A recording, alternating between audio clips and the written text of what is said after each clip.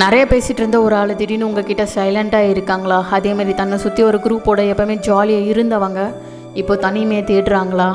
எல்லோரும் ஹாப்பியாக இருந்தால் போதும்னு திங்க் பண்ண ஒரு மைண்டு கண்ணுக்கே தெரியாமல் சஃபர் ஆகிட்டு இருக்கதை பார்க்குறீங்களா? சொந்தம் இருந்தால் லைஃப் நல்லா இருக்கும்னு பார்த்து பண்ணவங்க இப்போ சொந்தம்லாம் வேஸ்ட்டுன்னு சொல்லிட்டு இருக்காங்களா? நீங்கள் சண்டை போட்டால் கூட தப்பு அவங்க மேலே இல்லைனாலும் விட்டு கொடுத்துட்டு பொறுமையாக போனவங்க திடீர்னு எல்லாத்தையும் சடனாக தூக்கி போட்டு போகிறாங்களா? இவங்க ஏன் திடீர்னு இப்படி சேஞ்ச் ஆனாங்க? என்ன காரணம் இருக்கும்னு கேட்குறீங்களா? வேற யாரும் இல்லை, நீங்கள் தான் காரணம். ஒருத்தர் உங்ககிட்ட அவங்களோட பிஹேவியரை திடீர்னு சேஞ்ச் பண்ணிக்கிட்டா ஒன்று அவங்க ஹர்ட் ஆகியிருக்கணும், இல்லையா அவங்களே மிஸ் பண்ணிகிட்ருக்கணும். புரியலையா? அவங்க யாராக இருந்தாங்களோ அந்த பர்சனை அவங்க இப்போ மிஸ் பண்ணிட்டாங்க.